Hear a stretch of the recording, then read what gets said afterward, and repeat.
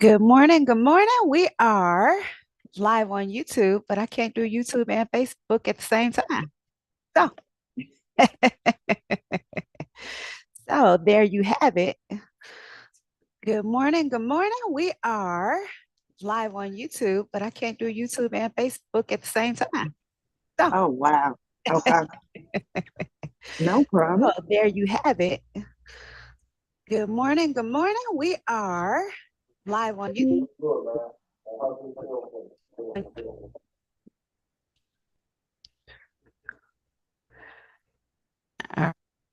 So Okay. I'm not sure. I hit pause because um I was getting some feedback. Okay. All right, so we got the AI is on there too. All right, so let's see.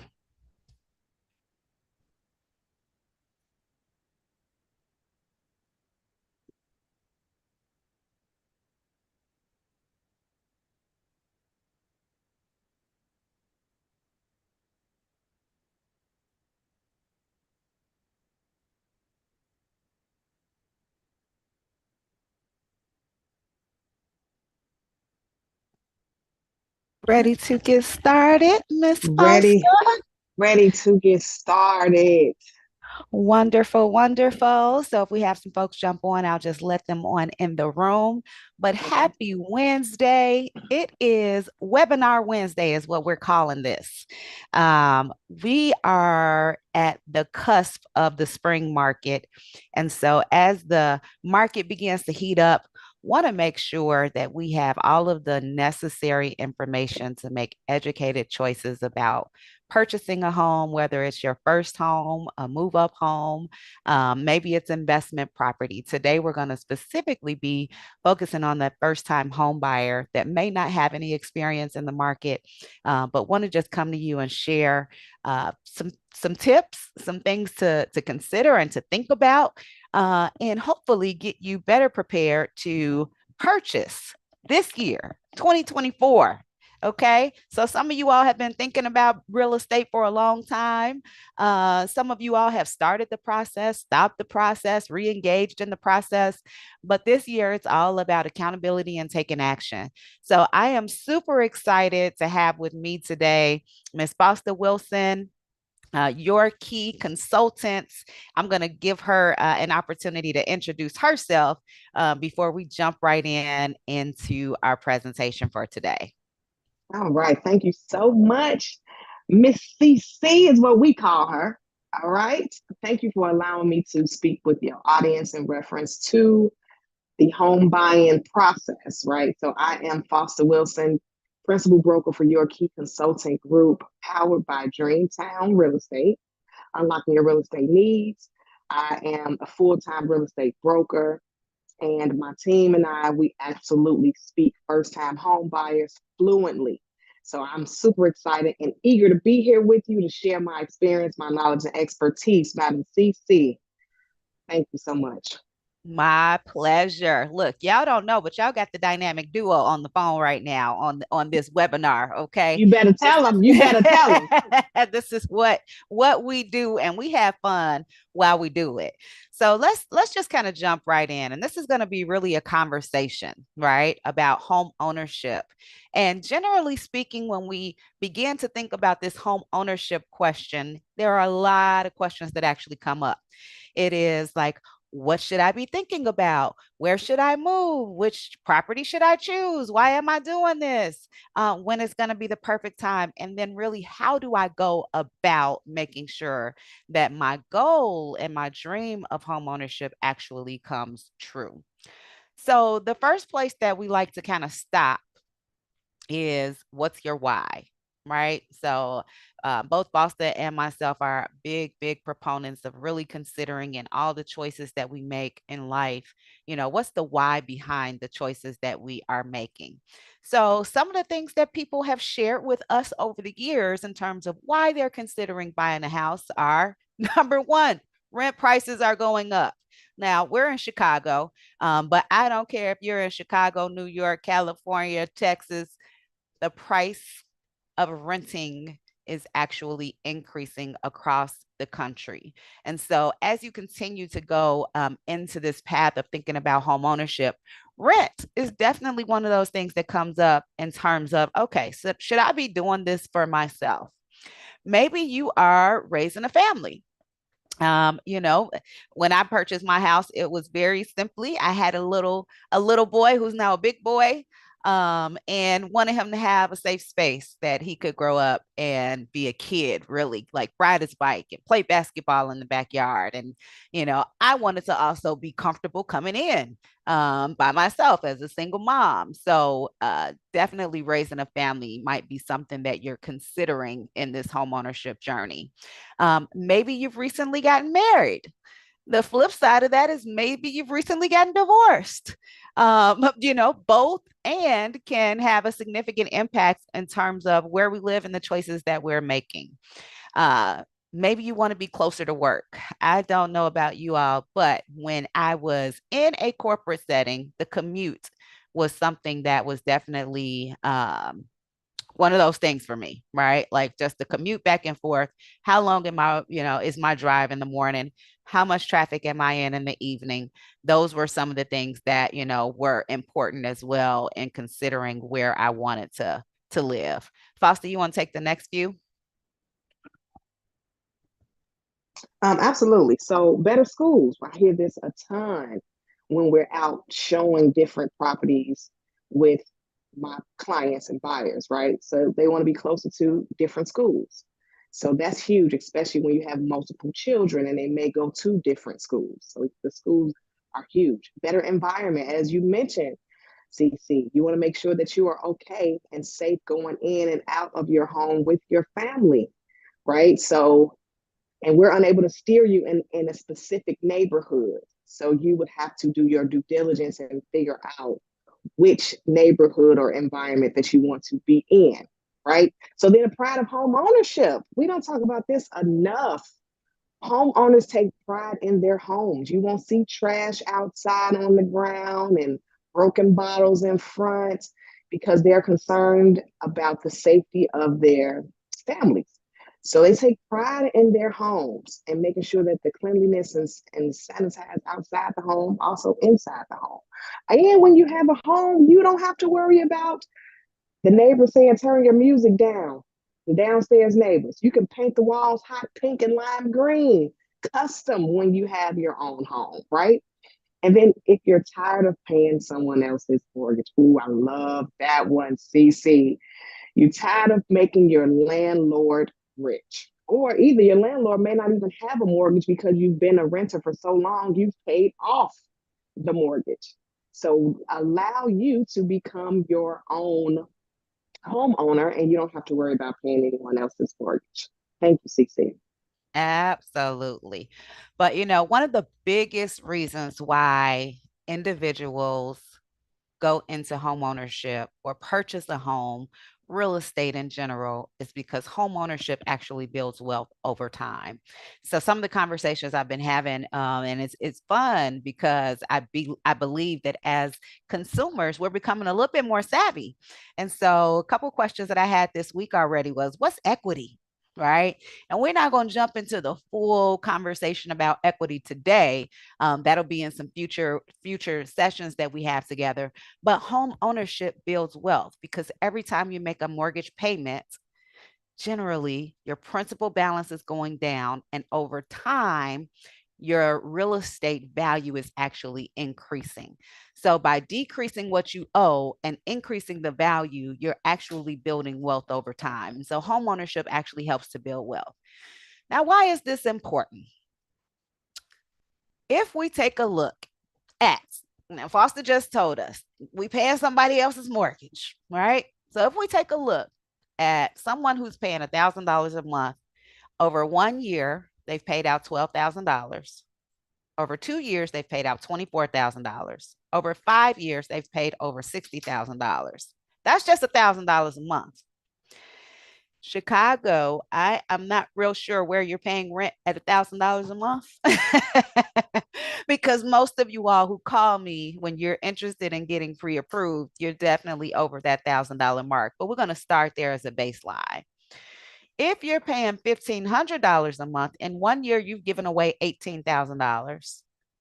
In 2 years you've given away $36,000. And in 5 years, the time that your child was born and goes to kindergarten, that is $90,000. All right. Now let's talk about, that $2,000 mark per month. In 1 year, that's $24,000. I don't know about you, but I would love to be investing in my own future. 1 year, $24,000, 2 year, $48,000, and then 5 years, $120,000 is what you are ultimately giving away with no benefit back to you. And so when we talk about building wealth and why home ownership is so important, it is really because and you're redirecting where that money is actually going and where that equity is actually being built. So I want you to really kind of sit with that because for those of you that are still paying rent, I want you to understand what you're giving away on a monthly and an annual basis that you could actually be redirecting into your own personal life and your own personal wealth. Now, I have another daunting statistic, which is that African American home ownership in the United States across the country right now is at 44%, which means by default, 56% of African American folks are renting. I want you to let that soak in now. 56% are renting. So when we begin to look at the wealth gap in totality, and we look at why some cultures actually have been able to accumulate more over time, and each generation is getting better or not, a lot of it has to do with the fact that are we homeowners or are we again renters and we're just giving that money away? So, Faust, I got a question for you. I get this a lot, and I'm sure that you do as well. When is the Mm-hmm. right time to buy? Oh my goodness, I love this question, CC. The right time to buy, I always tell my clients or potential clients, the right time to buy is when you can afford to purchase, when you're ready to purchase, when you've had the Absolutely. conversation with your lender and you say, hey, I'm looking to purchase, here's what I'm paying right now for rent. I would love to have this as my own mortgage payment. Have that conversation. Start the ball rolling, right? You may not be ready right now, but what you can do is get in position to become ready. Build that plan out. Absolutely. Absolutely. And so the question that I get after folks say, well, is now a good time to buy or should I wait? The next question that I generally get is, but our interest rate's going to go down, right? Aren't they going down? Aren't the rates going to go down? They That's keep it. saying That's in the it. news, right? They Hmm. keep telling us that the rate's going down. So I think I should just wait until the interest rates go down. So what happens? What happens when they wait though? This is what I want them to understand and hear when they wait. So everybody's thinking like this. So what's Mm-hmm. gonna happen? Mm-hmm. So let's just say that interest rates do go down. I don't know, July. All right. It's possible. Anything is possible. The first thing I want you to know is that they're not going back down to 3 and 4%. Because I do think that a lot of folks are waiting on them to go down to 3 and 4%. That's another conversation as well. a more lengthy conversation to have. But know that the 3, 4, 5% that we saw several years ago, in my opinion, was a false market. It was a one time phenomenon. It was based on what was happening in the world at that time. Historically, interest rates generally are teeter tottering. If we look at the time that you've been able to finance a home all the way up through today, the average interest rate is somewhere around 6.5%. Right. So if you're waiting on that five, I'm going to tell you right now, keep waiting because it's probably not going to happen. Mm-hmm. But when rates decrease, it is the basic law of supply and demand that we see happen in real estate, right? Mm-hmm. It's the basic law. Rates go Mm-hmm. Mm-hmm. down, prices go up. Now, Foster, Correct. why do the prices actually go up when the interest rates go down? Because there's more people for purchasing on the Yeah. market. Yep. The Absolutely. demand Yep. is more people. So the sellers, they have more of an option to choose the different buyers. Like, oh, you can have this one has that. That meaning, oh, you have the terms are different. So the negotiation is going to be a little different. Yep. It's almost like if I had, I don't know, Amari loves gym shoes, right? And so if Amari has, this pair of gym shoes and he's got one friend that wants to buy the gym shoes, right? Mm-hmm. Well, he probably lessens his negotiating power. But if he has five people that want to buy that pair of Oh, gym shoes, guess what? The price price went just up. went up. The price went so, up. so if Mm-hmm. everybody is waiting on interest rates to decrease before they jump in, then that means that you're also waiting on the price to increase, which actually becomes a very null and void type of situation. Absolutely correct. I love the So, gym shoe scenario. Yes. So, this is one of those times where we want to begin to think about where are you in the process, right? Because there are different stages of thinking about purchasing. And maybe that's where you are today. Maybe you're just kind of on the sidelines. You're thinking about purchasing. You haven't started your application. You're kind of doing some research. Maybe you're going to some home buyer education workshops, but you're thinking about purchasing. Mm-hmm. Maybe you've actually started your application. Maybe it's been completed. You've already talked to a lender. Hopefully, that's me. You have submitted your financial documents and you have actually gotten a number to become pre approved, right? Mm-hmm. So, the only way that you know how much you can afford is once you actually have your pre-approval. And me personally, I don't like going to the mall without knowing how much money I have to spend.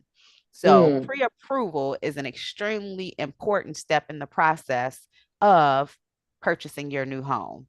And then once we have that number, Madam Foster's going to take you out. And the fun part is the actual shopping.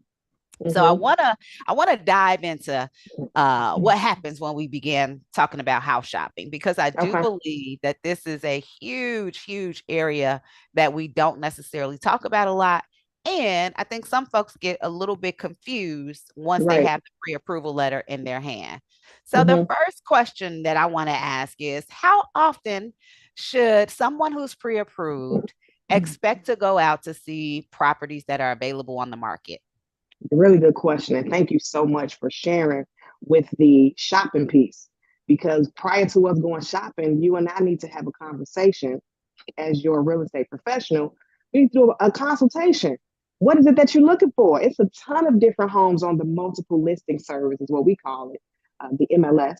And I want to make sure that I have your criteria in mind. I just don't want to send you townhomes, condos, single family homes. I don't want to overwhelm you. Multifamilies, right?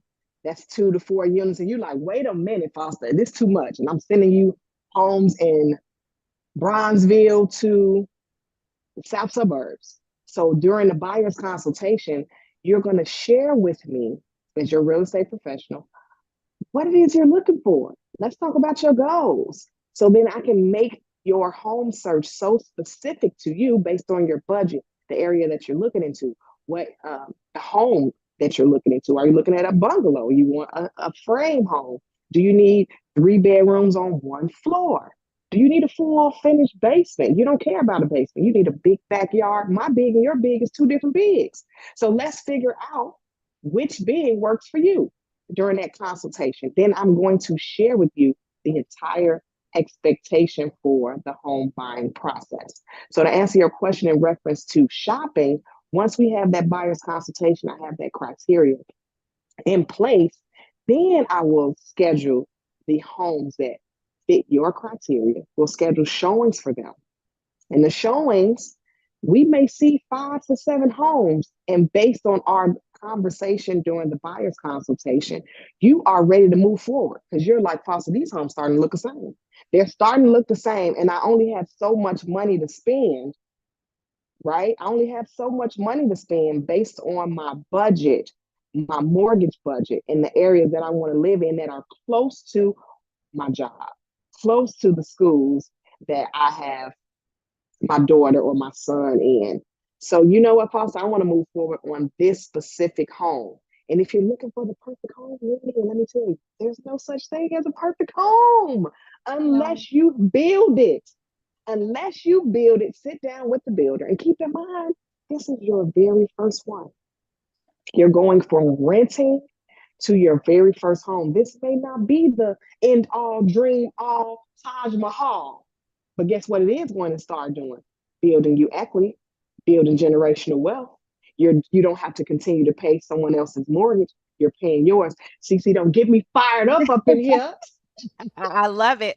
I love it because that's so important. I was actually just talking to someone yesterday that said that they didn't think that they could afford the home that they really wanted.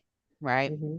And as we were talking, I shared with them, I think that we have to go back to the basics, right? And back to the basics means the first home oftentimes is not the dream home, right? Mm-mm. So we want to go from kindergarten to college, and we want to skip all the steps in between of getting to college, right? Like we can't do that. There are just Mm-hmm. certain pivotal points in certain times, certain ways in which we begin to build to.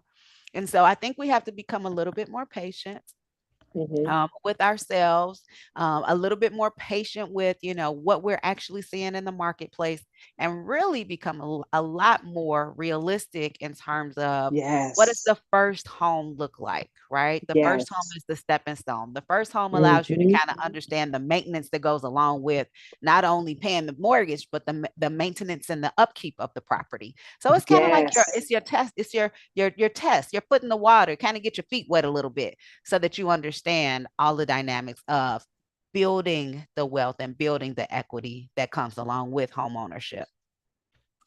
So, that being said, I often get buyers, and I'm just going to be super transparent. I get buyers that will say, you know what, my real estate broker is not negotiating on my behalf. I saw a house that was 200,000, and I really wanted to just pay 180, and they would not put the offer in. What does negotiation look like today in today's market? Oh my goodness. You saw my face and I said, wait a minute, not negotiating on your behalf. I think that when you have these conversations, we have to be more realistic, as you mentioned. So this market right now, it does not warrant lowball offers. So a lowball offer would be considered anything under asking price. So this is not the market when your sister, auntie, cousin purchased back in the earlier 90s or the mid 90s or the early 2000s, right? This is not the same market from 6 months ago, to be completely Agreed. transparent. So Agreed. in the event, and the conversation needs to be had up front on the expectation of the home buying process. Because, as we mentioned, there isn't a ton of homes available in the inventory or in the market right now. So, some sellers have more options, right? And if you come in with an offer that is under the asking price for the property that you want to purchase, sometimes those offers are not even entertained by the seller. So Okay, having so that pause. When conversation, you say go not ahead, go ahead. entertained, You won't right? even get a response back. Oh, you, so you can make an offer and then you won't hear back at all? you won't even hear back. And then so you're thinking that your real estate professional or your agent is not working on your behalf. But when you set the expectation up front, where you know not to submit a lowball offer. And also your agent usually has a conversation with the agent on the other side, working with the seller, says, hey, I'm sending the offer over to you, right? The offer is going to be at asking price, and here are the terms. Do you have an offer already on the table for this said property? How can we move forward? What's important to the seller in order for us to move forward with purchasing this property? Then the negotiations start with that conversation. And then just don't send an offer over blindly without the other agent knowing that this offer is coming over and sharing the terms. Because your terms, once you have the conversation with the other agent, your terms may be more advantageous to the agent or to the seller, right? And you can say, hey, I'm sending this over with earnest money. I know it's usually $1,000 sometimes for earnest money. I'm sending it over with $2,500 for earnest money, and we can close within 30 days. Here is my lender for the buyer. And what else is it that's important to the seller? So we can move this thing along. Because the goal is you have to remove your emotions. Your emotions, they don't work during this process. And this is a marathon, not a sprint. The goal is to have a win-win on both sides, a win for the buyer and a win for the seller. And we're moving this thing to the closing table within a timely fashion. Timely fashion meaning 30 days or less. I mean, I work with lenders like CC. We can get this done within 30 days or less. Absolutely. So now let me ask you a question about that, right? Okay. So we've gone out. I've gotten pre-approved. You're now taking me out. We did the buyer consultation. You're taking me Mm-hmm. out. You're showing me properties. So I Mm-hmm. saw an amazing property that I absolutely loved on Saturday, but I'm thinking I haven't seen enough properties. Maybe I should probably just go and look for some more and let me think about it Mm-hmm. and over the weekend, and I'll get back to you Mm. on Monday if I want to submit an offer. Red flag. Throw a flag on the play. All right. Red flag. If you're thinking about it on Saturday, right? Sunday, mm, Monday morning, we need to have that offer into the seller Monday morning. As soon as they open it in their email, they need to see it. Because guess what? Another buyer saw that property and they were thinking, let's move on it right now. While you're thinking and twiddling your thumbs, someone else is thinking and submitting their offer and executing. This is the market where you execute. You don't really have a ton of time to think, well, maybe I should, maybe I shouldn't. Because when you come back and you want to submit the offer, that property is under contract, it's contingent, and we're unable to submit an additional offer. So, no, if you're thinking about it and if it hits all of your criteria, keep in mind this is the first property. This is the first one. If it hits everything that you are interested in, your top five must have is what I call it. If it hits the backyard, the bedroom count, if it hits the area, the location is key. If it hits the school district, you have enough space, we need to move forward with submitting the offer on this one. Because when you turn back around, that property is under contract, now you're upset, now you're sad, and we have to go through those emotions. So good one. I love that, CC. Absolutely. Yeah. I mean, I think that I've noticed that buyers almost have to miss out on a couple properties. And so we want to help them to avoid that because they really did Mm-hmm. like that property, but they were a little nervous. They felt like they needed to shop some more. This is not shopping for shoes. This is not HGTV either. This is not HGTV. This is not that. Mm-mm. Mm-mm. No, So once you find the one, once you find the one, please execute. That is the absolutely. that is the point of this part of the conversation. Because if you don't Mm-hmm. execute, then hey, You it's missed out. probably gone. All right. So here is another question that I get when a buyer has been out looking and then the real estate professional that is showing them properties. They'll come to me and they say, hey, well, my broker told me that I should probably or consider maybe offering more than what a property's listed for. Tell Okay. me a little bit about that. Good question. So we have to complete, we meaning your real estate professional needs to complete what's called a comparative market analysis. So we have to run the comp, so to speak, the CMA, to make sure that this home, it is the comp support the asking price for this property. So let's say it's $250,000 home in Washington Heights area, and you want to submit the property offer for 300,000. Wait a second. If we submit it for 300,000, there's no other homes that sold for 300,000 in that area, that it may not appraise out for that amount. That's one caveat. Or if the if there's multiple offers on this property, you've had the conversation with the other side, and they're like, you know what?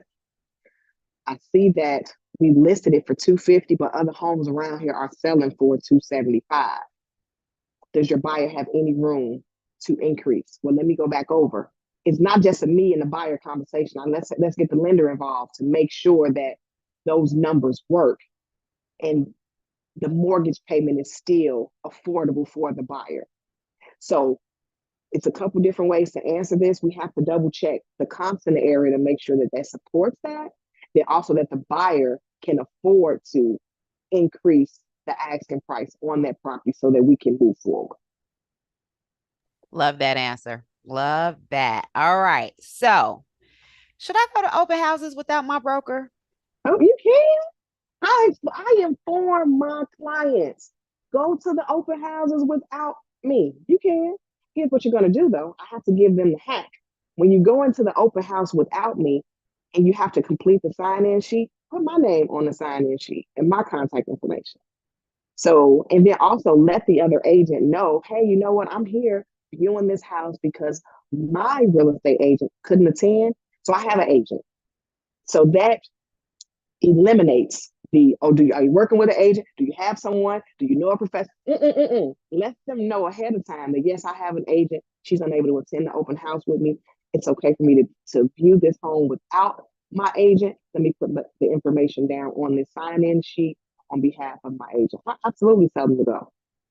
But what if that agent is more friendly and they have a lender there that has some additional programs that I didn't know about? Right. Should I maybe consider working with them? Oh, and that's so funny that you brought that up. During that buyer's consultation, yourself and myself, we will establish an agency and an exclusive buyer's agreement during that consultation, letting you know that I am your agent working through this process. And based on this agreement, this establishes our agency as me being your buyer's agent during this process. So I'm not nervous, scared, afraid, fret, anything about you going out to view different properties without me being present because we have this exclusive buyer's agent agreement in place, establishing agency with myself and yourself as the client moving forward during this process. Love that. Love that. All right. Mm-hmm. So let's kind of discuss why a buyer would need to work with a real estate broker and what is it that you specifically do outside of just showing them the houses, right? Right. That's Okay. a big part of it. But why would a person need a real estate broker when they're looking at purchasing? Why can't they just go to for sale by owners and just what's the big deal? Oh my goodness, if for sale by owners need a broker. Agreed. So you would want someone that understands the process, that speaks this language fluently and explains their value for the process upfront. So real estate professionals are much more than just opening doors and showing houses. We understand the process. We understand once we see a property that we like, we know which contract to write up or to submit this information on to submit it over to the other side. We know the verbiage, we know the language, right? We know what the attorney review period looks like once we go under contract. We know earnest money that it needs to be submitted. So we understand the entire process and we make it much more seamless and easier for the buyer.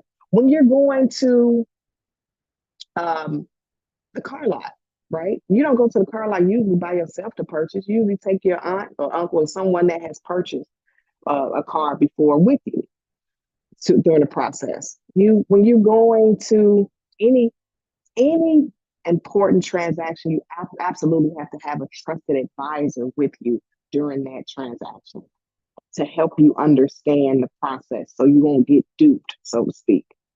Right. So you want to have a real estate broker, a real estate professional that speaks the language. Because you're like, wait a minute, they talking about an attorney review period. I don't know what that is. No worries. I'll explain that again. Because I've explained it during the buyer's consultation. But during the process, I know things get kind of, the waters get muddy. So we can go through that once more. But you want to make sure that you understand you're working with a professional that understands the process from start to finish. And each person in the process is extremely important, from your lender to your real estate broker to your home inspector, your attorney, your Yes. insurance agent.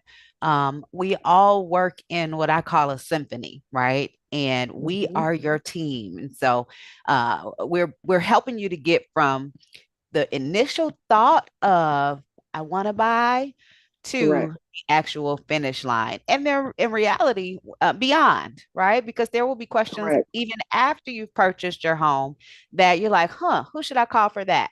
Or what about these property taxes? Or, so there are just continual conversations and questions that you have from start to completion, and then, throughout the life cycle of actually owning a home. So thank you for sharing the importance of that.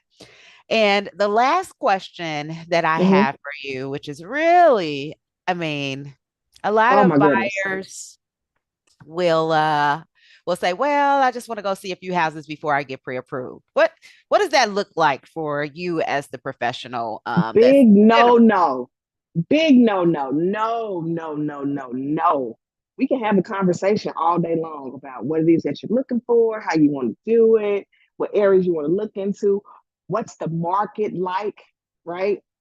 What's going on. But without a pre approval, see, the pre approval solidifies to the seller that you are serious about moving forward with this process. Once we find a home and we submit the offer, the seller requests the earnest money, the contract, and then also your pre approval.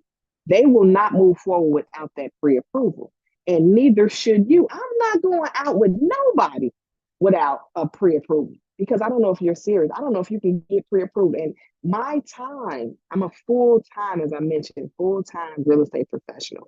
This is how I take care of my family. I have 3 mouths to feed, right?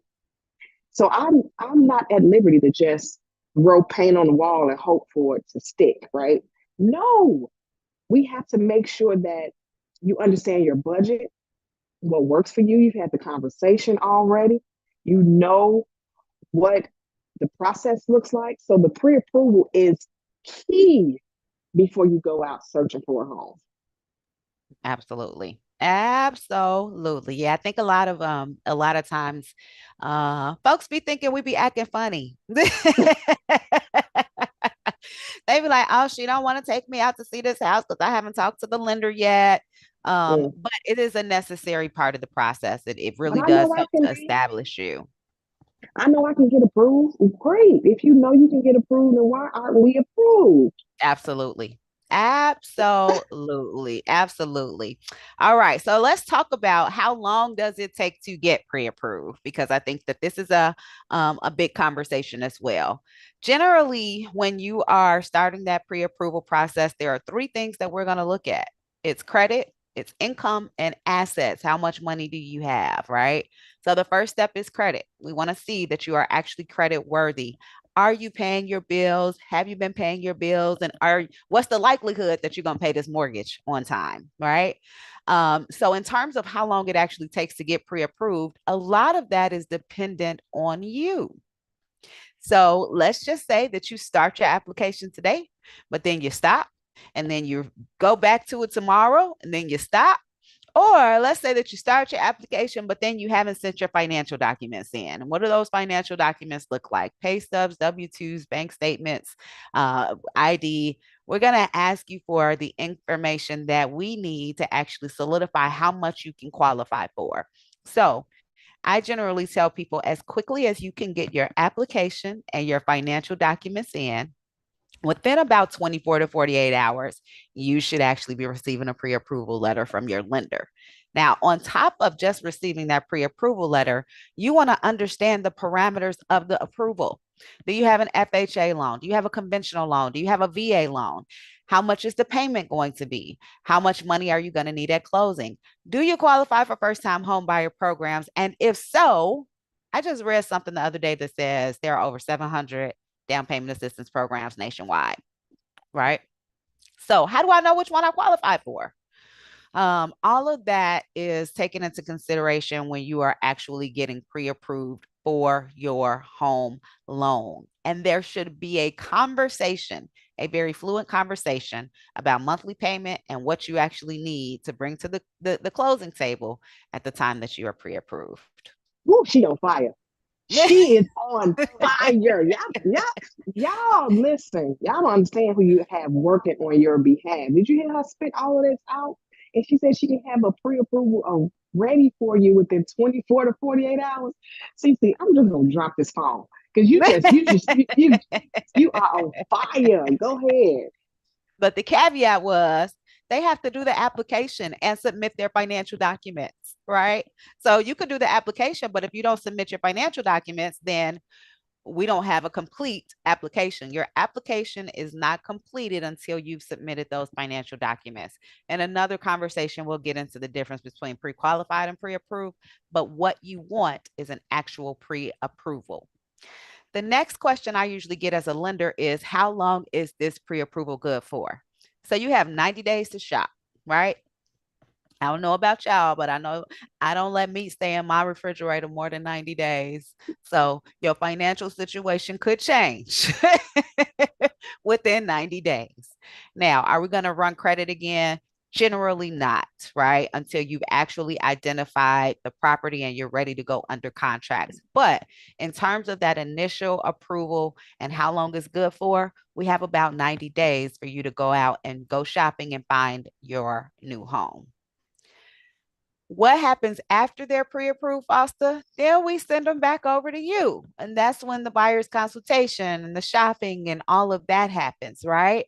You've identified the property, you're under contract. Now we're going through home inspection, underwriting, and the full blown process. But you have to get pre-approved in order to execute on the next steps that actually happen in the process.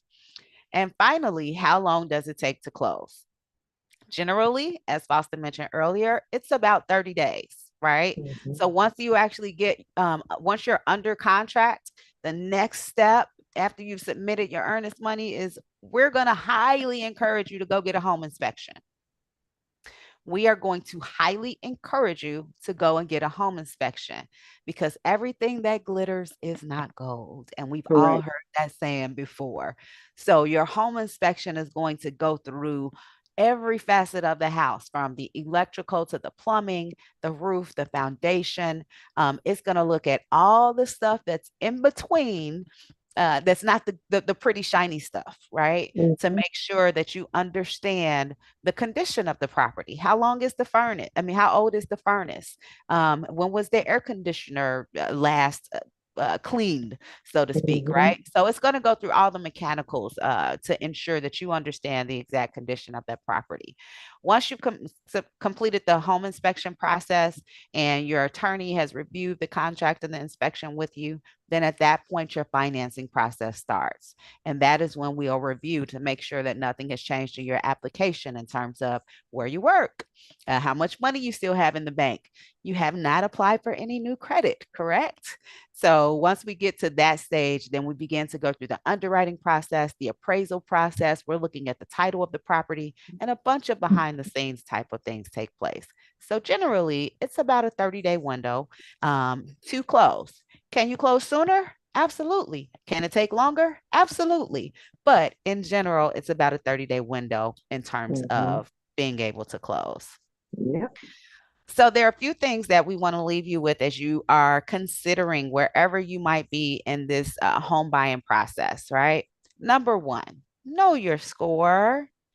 It's great for me as the lender to go ahead and pull your credit and know and be able to kind of share with you what your score is. Mm-hmm. However, I was always taught to know my score before going anywhere to ask someone else what my score is.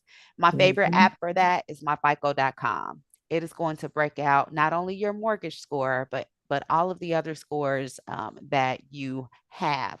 So folks ask me about Credit Karma, or they ask me about freecreditreport.com, or maybe it Mm-hmm. is, they got a Chase credit card, right? And all of Right. those are scores, but your mortgage score is a very specific score, and myfico.com actually allows you to see that.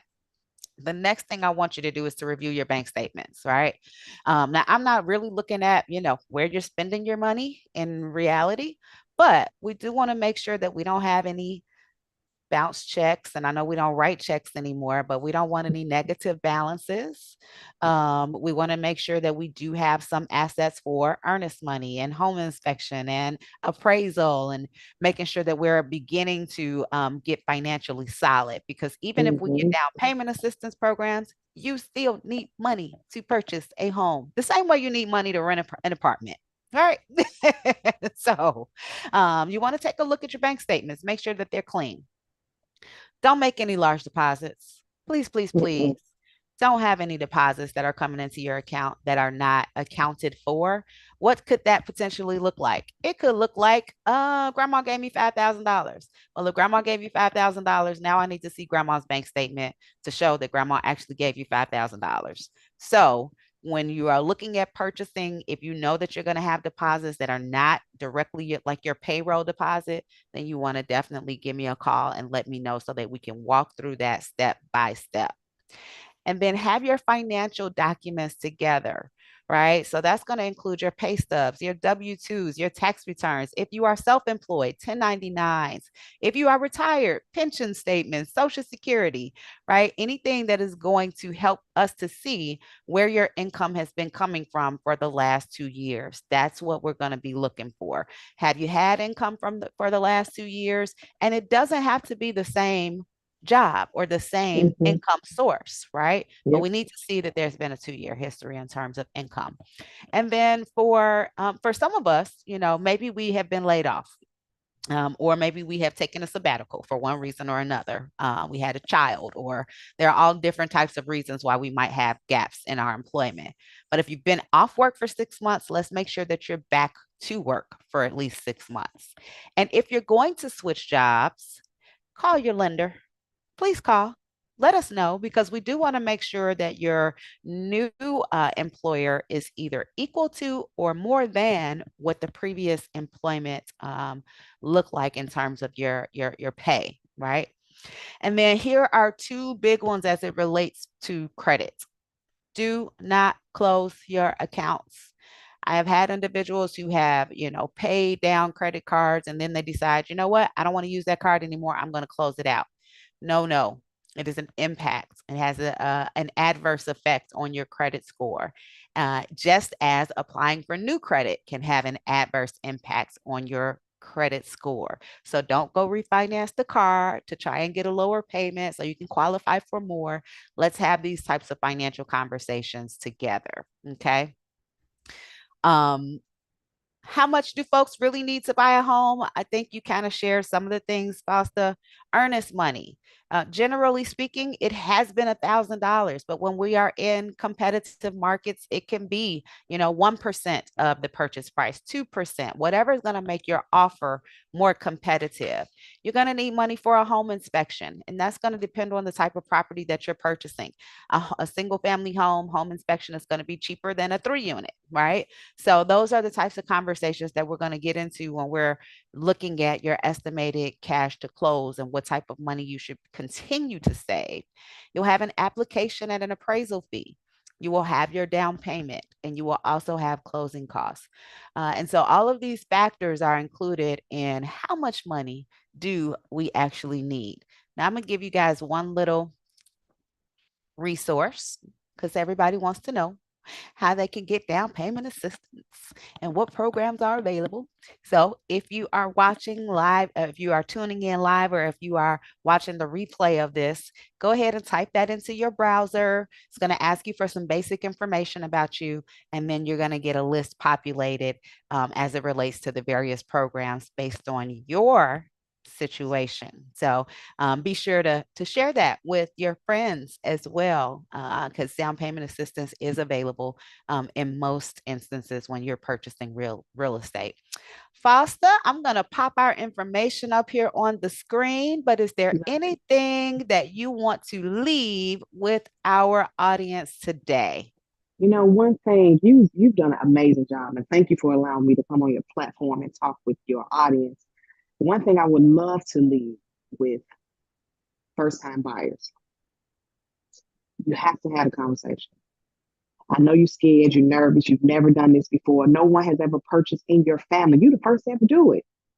So you have to have the conversation to get the plan in place. And then also for those that had their New Year's resolution at the top of the year, this is April, right? We're still in April, yes. Top of the year, your New Year's resolution was to become a homeowner. You still have time. We would love to have a conversation with you to get you in place and in position to purchase. So have the conversation. That's the very, very first step. And everything else is like water under the bridge, as my aunt would say. You got to have a conversation. Absolutely. And so, on that note, I would say that the home buying process is a journey. It is not an overnight process, so don't get frustrated, right? Take your time. It is truly one of the largest purchases that we will make in our lifetime.